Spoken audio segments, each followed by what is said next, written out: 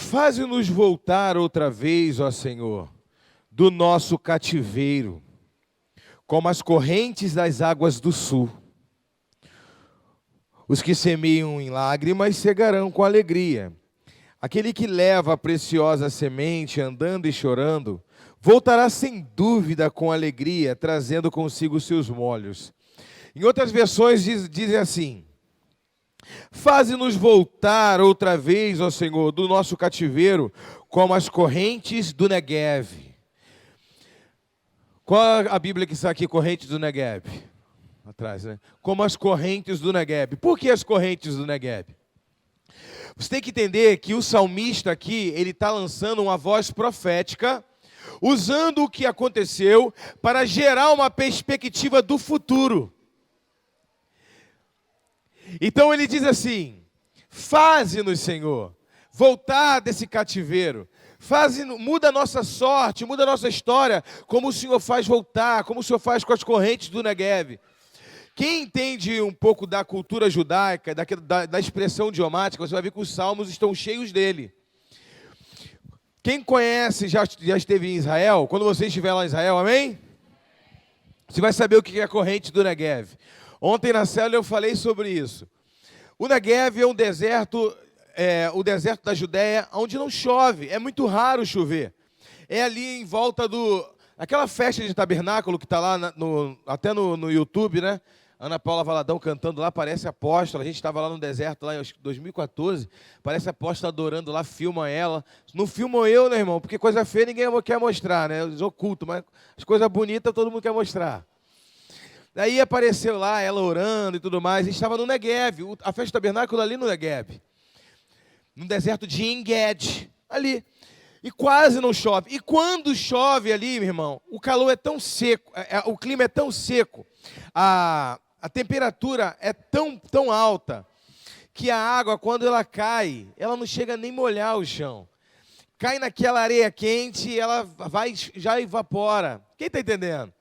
Então é muito raro. Mas há uns 2, 3 anos atrás, quando eu estive lá em Israel, eu vi um guia, nós estávamos indo para Masada, e um guia falou assim, não sei se foi Yuval, não estou lembrado qual é o nome do guia, e ele disse: aconteceu um fenômeno que acontece sempre uma vez, às vezes 2 vezes, uma vez a cada 2 anos, de ter uma enchente aqui no Neguev. São as torrentes do Neguev, olha só. E tinha 3 turistas que estavam escalando montanhas aqui no Neguev e morreram afogados. Imagina, irmão, um camarada, ele morrer afogado no deserto. Imagina, irmãos, e aconteceu de fato. O cara pode imaginar que ele vai cair de uma pedra, a pedra vai rolar em cima dele, ou ele vai escapulir, mas que ele vai morrer afogado, porque o chão é impermeável. O solo de Israel não é igual ao solo aqui do Brasil, que é arenoso. O solo de Israel é um solo pedregoso. Então, para a água penetrar é muito difícil. Não é igual aqui, chove e menos de 20 minutos já vazou para os lençóis freáticos. Lá chove e fica nas pedras e vai juntando volume de pedra que é impermeável, que vai ganhando volume, vai criando um caminho, um aqueduto, ou seja, por cima da terra, e vai ganhando embalo de Jerusalém, de lá das colinas de Dan, de lá do Monte Hermon, junto com alguns rios, vai entrando por dentro do deserto, roda quase 200 quilômetros, como daqui em Cabo Frio, para matar os caras afogados lá no deserto. É para isso? Não. Eles estavam no lugar errado, na hora errada. Quem está entendendo? O que eu quero dizer com isso? As correntes do Neguev é aquilo que vem de surpresa. É aquilo que você não espera. Não tem cheiro de água. Não tem nuvem. Não tem cheiro de chuva. Não tem nenhum barulho de chuva, e de repente há uma grande inundação.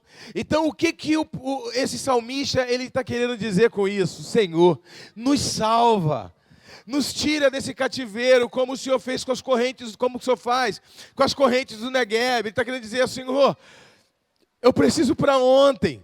Olha, eu não consigo ver o meu milagre, eu não estou sentindo o cheiro de nada. A porta de emprego está longe, eu não consigo, já perdi as esperanças.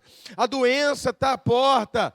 Olha, meu casamento parece que não tem mais jeito, está dando tudo errado. Mas eu sei, Senhor, que o Senhor pode me tirar desse cativeiro, como o Senhor fez com as correntes do Negueb. O Senhor me surpreenda, venha me inundar. Ele usa essa expressão idiomática. Ele usa toda essa expressão para poder buscar um socorro no Senhor. Quem está entendendo? Então ele entendeu, muda a nossa sorte, Senhor. Muda a nossa sorte de uma hora para outra. Faz assim, ó, vira, faz tudo novo. E aí o salmista continua dizendo, aquele que carrega a preciosa semente, e que vai chorando, que vai semeando e chorando, não voltará sem seus molhos, porque você está perseverando, você está chorando, irmão. Semear dói, semear nos faz lágrimas, é no tempo de aridez, é no tempo que não tem chuva, não tem sinais de milagre que a gente está semeando, mas aquele que está semeando e chorando, aquele que está semeando, jogando as lágrimas nos pés do Senhor. Senhor, Tu és o Deus da impossibilidade, eu quero continuar confiando no Senhor. Meu irmão, se o salmista diz que você é para semear em tempo de choro, é porque tem dor. Ninguém chora se não estiver passando por alguma questão emocional, ou uma dor física, ou um problema que coloca em crise. Mas ele diz, continue mesmo no meio da luta, continue semeando, porque você não vai voltar sem seus molhos. Olha para o teu irmão e diga, você não vai voltar sem seus molhos. Deus vai fazer um milagre na sua vida. Irmão, mesmo que não tenha um prelúdio, mesmo que não tenha nada que anuncie que algo está para acontecer, mas se você se apegar na palavra do Senhor, os milagres, o Senhor vira tudo na sua vida de uma hora para outra, como Ele fez com as correntes do Negueb. Ele vira tudo. E Ele te surpreende, porque Deus é um Deus que gosta de nos surpreender. Porque isso nos fortalece. Isso mostra a presença dEle ali do nosso lado. Uma vez, eu estava passando uma dificuldade financeira muito grande, estava lá em Caxias.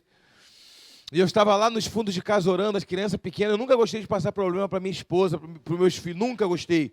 Acabou o leite, só tem dinheiro para comprar amanhã, hoje. Eu nunca deixei, eu sempre gostei deles, que eles entendessem que amanhã vai ter e pronto. Eu estava orando nos fundos de casa, e eu falando, Senhor, só tem leite para amanhã, irmão, era 4 litros de leite por dia, e não era só isso não, eram outras contas também, eram 4 por dia, quando o Jorge Lucas, a Isabela e a Ana Patrícia mamavam quando era pequeno. Eu falava, Senhor, e agora? Amanhã de manhã vai ter que comprar e já não tem. E eu tenho que pagar também conta, eu tenho que ter dinheiro de passagem para trabalhar, eu tenho aquilo outro. E eu fiquei orando lá nos fundos de casa, orando, irmão. Falando, Senhor, o que o Senhor vai fazer? Eu lembrando Ele, se eu sou dizimista, se eu sou primicista, o Senhor sabe que eu entrego o meu dízimo, mesmo faltando coisa dentro de casa, eu entrego. Eu nunca negociei princípio, eu sou primicista, Senhor. Eu comecei meia hora de oração. Quando eu acabei de orar, fui para a sala, tinha uma pessoa lá na sala, me esperando. E aí, essa pessoa falou para a apóstola na época, eu vim só para falar com ele rapidinho. Aí minha esposa falou, ele está orando, eu vou chamar ele. Eu falei, não, pode deixar ele terminar de orar. Ele ficou esperando eu terminar de orar, irmão. Quando eu acabei de orar, ele já estava lá na sala, e ele falou, eu vim te trazer um dinheiro que eu estou te devendo um tempão. Na época era R$600, a pessoa, eu tinha esquecido que essa pessoa me devia. Meu irmão, devia ter mais de 1 ano e meio. Eu já tinha até perdido a esperança, o cara apareceu. Na hora que eu estava orando, ele poderia me pagar a qualquer momento, ele poderia pagar metade daquilo lá, mas ele veio. Então, quem está entendendo, irmãos? Deus já sabia que eu ia orar, e Deus já proveu todas as coisas, sabe? Deus, Ele cuida de nós. Deus é o Deus da provisão, quando a gente menos espera. Deus, irmãos, Ele é Deus de coisas grandiosas, coisas firmes e poderosas, mas Ele é Deus também da simplicidade. Ele só quer se mostrar, o mais precioso é ter Deus. Olha para o teu irmão e diga assim, o mais precioso é ter Deus. Se você não ficar impactado com coisas pequenas que Deus faz na sua vida, as coisas grandes também não vão te impactar. Porque o que mais nos deixa impactado não é o valor da coisa, é o cuidado dele, saber que Ele está conosco. Você sente Ele, você percebe Ele. Então, quando você percebe o cuidado dEle numa coisinha pequena, numa resposta de oração simples, você diz assim, olha, o Senhor vai fazer comigo como na corrente do Negueb. Eu estou precisando de um grande milagre, e eu tenho fé que vai acontecer hoje ou amanhã, mas eu vou ser surpreendido, Ele vai me tirar dessa situação que eu estou hoje. Eu tenho um Deus poderoso. Eu lembro no ano de 2010, quando o Fluminense estava para... Acho que foi 2010, 2011. 2012 o Fluminense foi campeão brasileiro, 2010, 2012. É tanto título que aí eu esqueço. No título brasileiro de 2010 ou no de 2012. Eu queria botar a camisa do Fluminense, mas eu lembro que tinha uma camisa, irmão, que foi ruída de barata. Barata, sei lá que foi. Estava rasgada aqui. Aí, reunião de segunda-feira. O Fluminense foi campeão no domingo. Aí, na segunda-feira, eu falei assim, vou com a camisa do Fluminense. Eu tinha uma reunião de edificação, onde só iam os pastores. Vou com a camisa do Fluminense para zoar o pastor Fabrício. Quando eu meti a mão na camisa, irmão, a camisa estava com rasgo aqui. Eu falei assim, não. Eu orei e falei, Senhor, eu não vou usar uma camisa rasgada dessa. E eu falei assim mesmo, irmão. Senhor, me dá uma camisa do Fluminense. Irmão, eu estou falando sério. Eu oro a Deus para Ele me dar tudo, Ele é meu pai. Ele pode ser até flamenguista, irmão, não ligo. Mas se Ele me der a camisa, se eu sou filho dele, Ele vai dar a camisa que eu quero. Eu cheguei e falei, Senhor, escute. Eu falei, Senhor, me dá uma camisa do Fluminense. E fui para a edificação com outra camisa normal. Beleza, fui. Quando eu voltei de lá, era 10h30 da noite. Escutei um camarada me gritando. Na entrada da minha casa, tinha um bar lá, e o cara no bar. E o cara gritando, Pastor Davi! Aí eu parei de carro, dei uma ré. Na época eu tinha uma palhozinha, estava com o ar ligado, né? Tudo ali, não dá para escutar o barulho. Eu dei uma ré, ele, pô, te gritei quando tu passou para lá, tu não me ouviu, não? Falei assim, o que foi, rapaz? Comprei uma camisa oficial do Fluminense para dar de presente para você, sentindo meu coração de comprar para tu. Aí eu, meu Deus do céu, eu era para eu ir com a camisa, eu não ouvi, cara. Mas tá bom, não tem problema não, eu uso na próxima segunda-feira, me dá aqui. O cara não é meu parente, o cara não é nada meu, nem amizade eu não tinha direito com o camarada. Ele sentiu vontade, o cara ímpio na barraca, bebendo, estava com a sacola com a camisa oficial do Fluminense, cismou. Do Fred ainda, é o Fred. Camisa número 9 ainda. Eu falei assim, ele é do Fred, pastor. Eu falei assim, obrigado, meu filho. Rapaz, eu orei. Só que Deus já tinha movido o coração do cara um dia antes, porque o cara comprou um dia antes. Ele comprou, por exemplo, de manhã ele comprou. Antes de vir a oração na minha boca, Deus já sabia que eu ia precisar. Só Ele me moveu para orar, para tomar posse. Porque se eu não oro e falo, Senhor, me dá a camisa do Fluminense, o cara ia falar assim, quer saber? Vou dar para outra pessoa. Aliás, esse cara era tricolor. Gustavo, o nome dele. Ele poderia falar assim, quer saber? Vou ficar, é para mim a camisa. Não é isso? Deus já preparou, mas se você não ora, irmão, muitas coisas tu não toma posse porque você acha que não é necessário orar. Deus já preparou, olha para o teu irmão e diga assim, Deus já preparou. Mas quando tu ora, você toma posse. Se você não ora, o negócio está preparado, Deus dá para outro, diz, ele não está precisando tanto não, ele não me pediu. Uma camisa do Fluminense, quem está entendendo, irmãos? Deus se importa, Deus é tricolor? Não sei. O Papa disse que era flamenguista, vascaíno, sei lá. Eu não quero saber se Deus se gosta de futebol ou não, mas Ele sabe que eu gosto. E aí Ele preparou a camisa para mim. Quem está entendendo? Eu lembro, relacionado, falando de time de novo, não estou falando de time, não, estou falando de Deus, amém? Estava eu e meu irmão uma vez em Três Rios trabalhando, meu irmão é tricolor também. E estava trabalhando e nessa época meu Fluminense estava liderando o campeonato de novo. E aí a gente queria comprar o Jornal Lance, lembra do Jornal Lance? E a gente ia comprar o jornal todo dia, só para poder ter o prazer de ver o time lá na tabela lá. E depois fechava o jornal, comprava só para isso. E ver algumas coisas que falava lá. Eu tinha essa mania de velho de comprar Jornal Lance, Jornal do Esporte, que é Jornal Rosa. E aí meu irmão falou assim na hora do almoço, vamos comprar um Jornal Lance, a gente almoçava, ficava 1 hora esperando para ir trabalhar. E a gente ficava vendo o jornal e comentando, olha aqui a contratação, olha quanto de distância que tem de um para o outro. Esse negócio. Procuramos uma banca, não tinha. Procuramos em outra, não tinha. Procuramos outra, não tinha. Meu irmão falou assim, cara, vamos embora que a gente está passando o horário do trabalho. Amanhã a gente compra o jornal. Aí ele falou assim, vamos almoçar nesse restaurante? Não, vamos almoçar no outro ali da frente. Cheguei lá na frente, irmão, nós sentamos... Todas as mesas ocupadas, tinha uma mesa desocupada com o Jornal Lance aberto, na página do Fluminense. Eu falei para o dono do restaurante, esse jornal aqui é de quem? É do rapaz que entrega quentinha, mas pode ficar, ele já parou de ler. Assim, obrigado. Aberta, irmão, na página do Fluminense, na mesa que eu ia comer. Quem está entendendo? Eu não estou falando, irmão, de futebol. Eu estou falando que Deus se importa com aquilo que você gosta. Pode parecer pequeno. Eu lembro no dia que eu estava em casa, aqui, a gente morava aqui no prédio da Dorinha, ali, e acabou o perfume, meu perfume importado, irmão. Aí tu sabe como é que é, né? Tu vai desperdiçando. Mas quando chega num 2 dedinhos, irmão, tu já, uma só já... E aí já estava assim, aquele negócio, tu estava mirando o canudinho assim para poder pegar. Eu falei, hoje é domingo e amanhã tem coquetel de pastores. Eu uso hoje, eu uso amanhã. Amanhã tem um pastor de fora, pelo menos, né? Eu já ia descendo a escada, irmão, veio aquela voz no meu ouvido assim, tu não confia em mim, né? Eu tá repreendido em nome de Jesus, aquele que me deu um perfume vai me dar outro. Eu taquei, irmão, mas eu taquei tanto para acabar de raiva. Sabe o que eu descobri? Que tinha para usar no domingo e tinha para usar na segunda. Eu taquei, irmão, mas eu saí parecendo filho de barbeiro, de tão cheiroso que eu estava. Quando eu cheguei, irmão, aqui na igreja, preguei, acabei de pregar, deitei aqui igual eu sempre deito no final do culto. A apóstola falou assim, amor, tem uma ovelha aqui querendo falar contigo. Eu falei assim, estou orando. Discípula da Tássia, tem 2 ovelhas querendo falar contigo, amor, estou orando. É presente. O que foi? Pode falar. Fala, minha filha. Já terminei de orar. Aí ela falou, você não se incomoda, não? É um perfume. Rapaz, quando eu olhei o perfume importado, eu olhei e falei, meu Deus do céu. A gente passa vergonha no cartão de crédito, porque a gente prega fé, a gente prega que Deus cuida da gente, mas na hora de praticar a gente é incrédulo. E Deus ensina pastor a ter fé, irmão.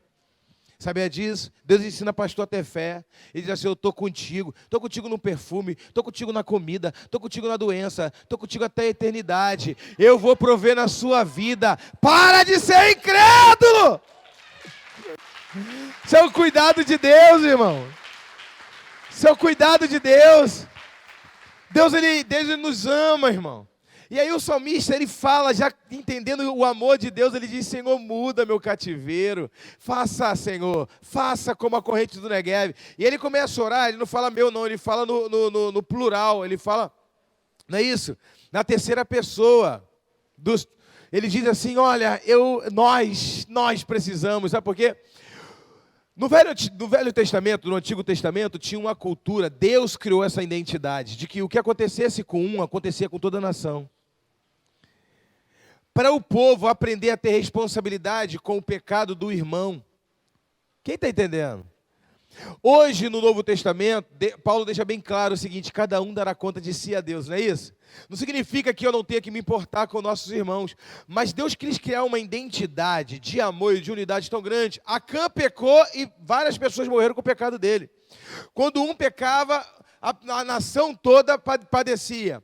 Por que Deus estava querendo mostrar para o povo de Israel? Olha, um pecado começa com um homem, que começa com outro. Você tem que aprender a ter responsabilidade até com o pecado do teu irmão. Porque se o teu irmão peca e você não ensina ele, não exorta ele, não chama ele para uma célula, não ajuda a mudar a vida dele, o pecado dele vai ser reproduzido em outra pessoa. E ele vai ensinar outra pessoa a agir como ele, outra. E toda a cidade vai ter homens de péssimo caráter. E quem vai ser afetado com isso? Você, sua mãe, seu irmão. Cara que roubou pela primeira vez, quem ensinou ele a roubar? Foi um amigo que já estava acostumando a roubar. Vambora, cara, não tem nada a ver não. A gente chega lá, a gente bota a arma lá, a gente pega e não dá em nada. Aqui a gente corre para cá, Aí o cara fica com medo, o outro encoraja. Vambora, cara, deixa de ser frouxo. Vem cá, toma uma cerveja aqui, cheira um pó aqui para tomar coragem. Aí o cara rouba a segunda vez, a terceira vez. Aí aquele cara já vai ensinar outro a roubar também. Deixa de ser frouxo, rapaz. Vai trabalhar para ganhar R$1.000 por mês para quê, rapaz? Um roubo que a gente faz, a gente ganha 2.000 aqui. Vambora ali, rapaz, deixa de soltar, depois tu fica o mês todo. Vambora. Eu tenho medo, meu pai me ensinou. Aí o cara encoraja ele a fazer o mal. Então, se você exorta você vai livrar centenas do mal. Por isso Deus ele vai dizendo o seguinte, olha, você tem que ser responsável pelo teu irmão também. O cativeiro da Babilônia, eles foram passar 70 anos. E esse Salmos foi escrito lá. 70 anos no cativeiro. Foi chamado, quando eles saíram, foi chamado de o segundo êxodo.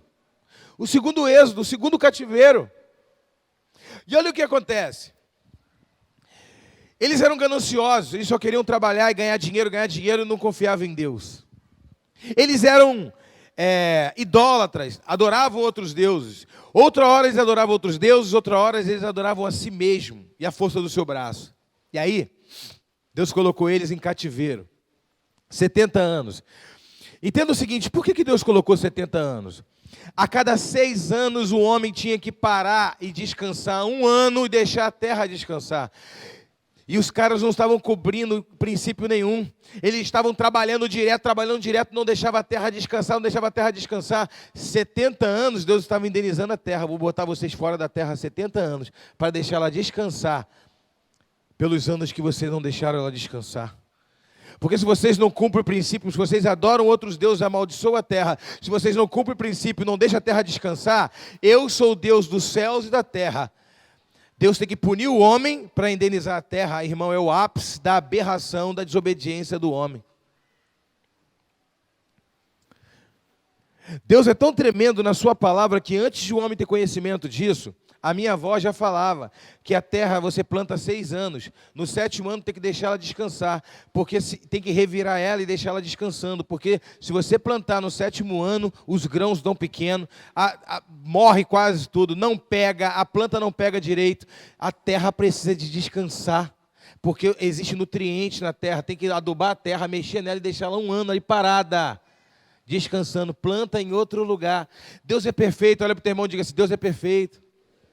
O homem que não entende os pensamentos de Deus, porque não se preocupa com as coisas que Deus se preocupa, não ama as coisas que Deus ama. A única coisa que Deus falou, obedece meus princípios. E agora Deus levanta Ciro, e Ciro vai lá e liberta o povo e diz, agora pode voltar para a sua terra. E sabe o que acontece, irmão? Só 20% da população voltou para a terra de Israel. Deus levantou profeta para poder dizer, não vá para lá, não vá para lá, abandona os seus deuses, abandona o teu mau comportamento, abandona a idolatria, abandona a ganância, abandona o pecado, para você não ir para o exílio. Deus levantou profeta para prevenir eles para não ir. Depois de 70 anos, Deus teve que levantar profeta para exortar eles para sair. Assim diz o Senhor, volte para a terra de Israel, a terra da tua promessa, volta. E mesmo assim com profetas, vários, Ageu, Zacarias e tantos outros. Os profetas chamados pós-exílios, mesmo esses profetas, não conseguiram convencer. 80% ficou por lá.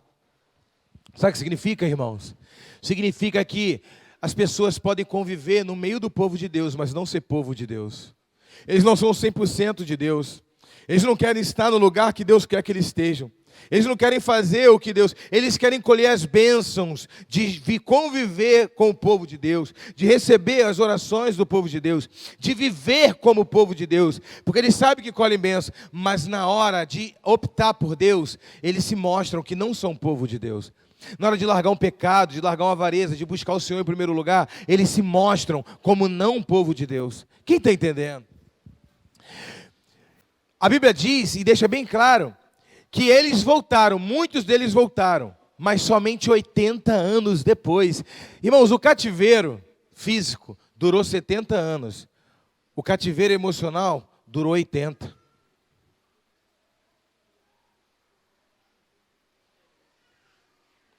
Eu vou repetir. O cativeiro físico durou 70 anos, o cativeiro emocional durou 80. Sabe por quê, irmãos? Porque o diabo, além de aprisionar eles fisicamente, aprisionou eles na sua emoção. Porque eles já tinham alguns se estabelecido na Babilônia, já eram comerciantes proeminentes na Babilônia. E agora, eu vou ser só mais um lá em Israel. As pessoas vão me respeitar. Irmãos, entenda o seguinte, para de ser refém das pessoas. Saia de cativeiros emocionais. Não despreze as pessoas, mas se importa mais com o que Deus pensa de você. Para de querer produzir e fazer para ganhar a admiração das pessoas, ou para ser amado pelas pessoas. Começa a buscar e compreender o amor de Deus na sua vida, isso vai ser suficiente para você. Não quero criar aqui um estigma arrogante, dizendo despreze o que as pessoas pensam de você, ou semear. Não, irmãos, porque você vai semear, você vai fazer na vida das pessoas, e nada vai ser o suficiente, se você não entender que você é precioso para Deus. Sempre vai faltar alguma coisa. Se ame e perceba que Deus, Ele te ama. Quem está entendendo? Começa a se valorizar no Senhor. Que o que você pensa é importante para Ele. Por mais que o que você pense não seja importante para as pessoas. Para Deus é muito importante. Pode ser algo grande, pode ser pequeno. Mas para Deus é muito importante. Não importa o tamanho, mas a intensidade daquilo que está no teu coração. É isso que te faz feliz, é importante para Deus. Quem está entendendo? Quem está entendendo o tamanho desse Deus? Quem está entendendo a largura desse Deus? Quem está entendendo a intensidade desse Deus? Dê uma salva de palmas para Ele.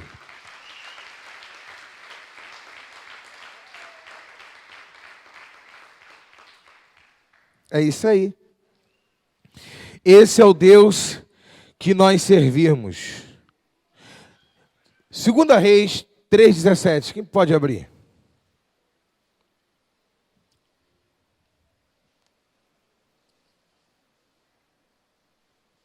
Segunda Reis 3,17.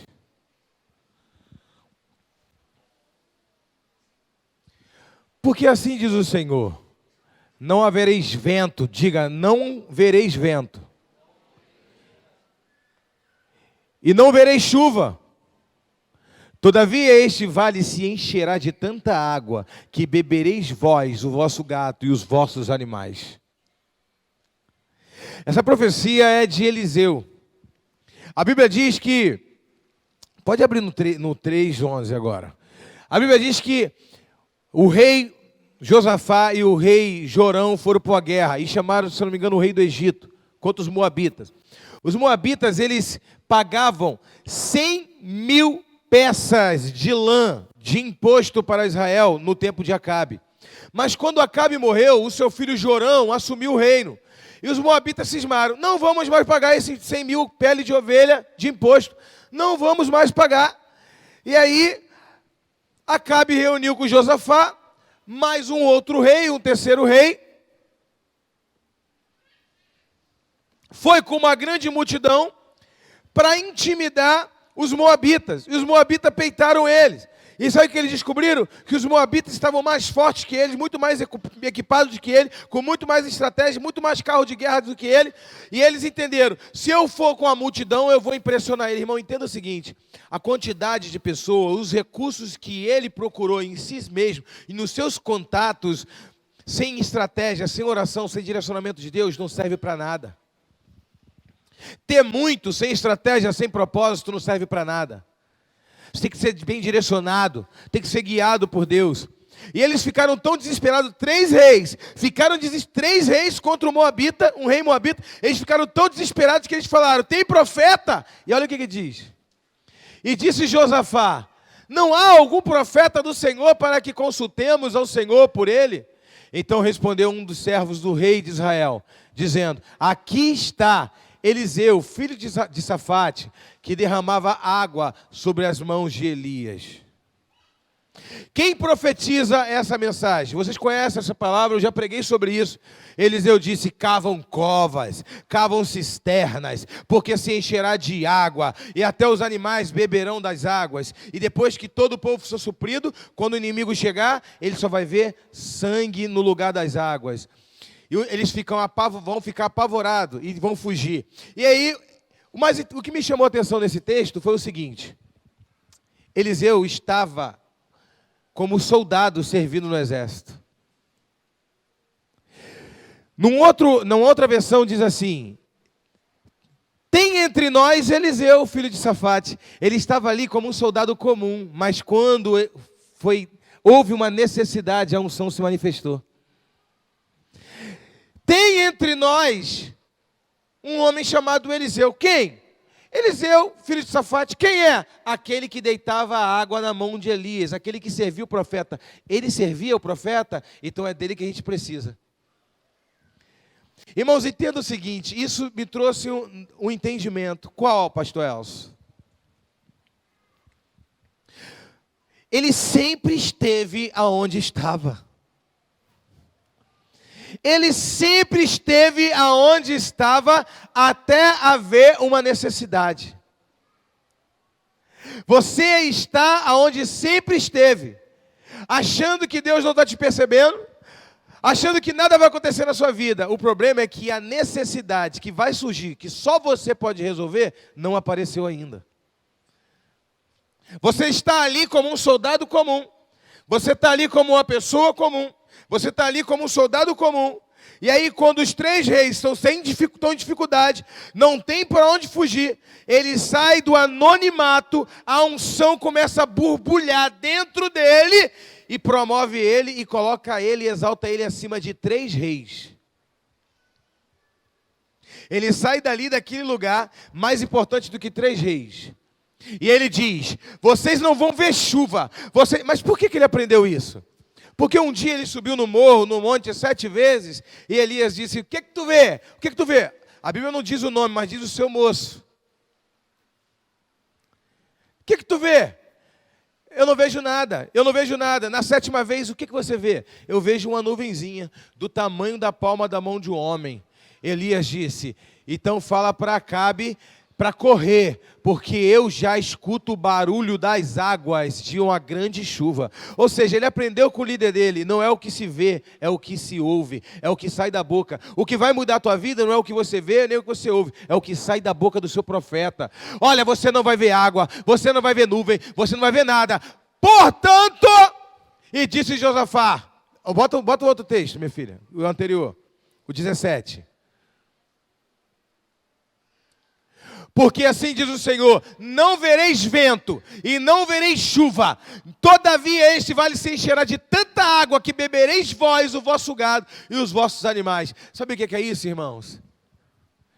Primeiro ele foi identificado por aquele que lavou a mão do profeta, aquele que serviu, aquele que trabalhou junto com o profeta, aquele que tem uma unção na vida dele que não foi manifestada ainda, mas está ali, porque quem serve tem direito da mesma unção.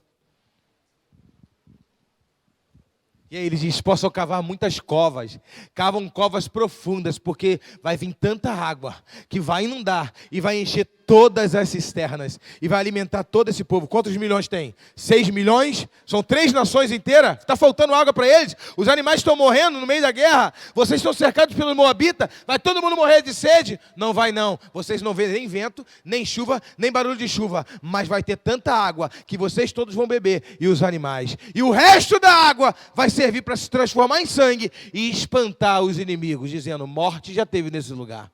Vamos correr antes que nós nos tornemos a próxima vítima de Israel. Quem entendeu? Dê uma salva de palmas para o Senhor.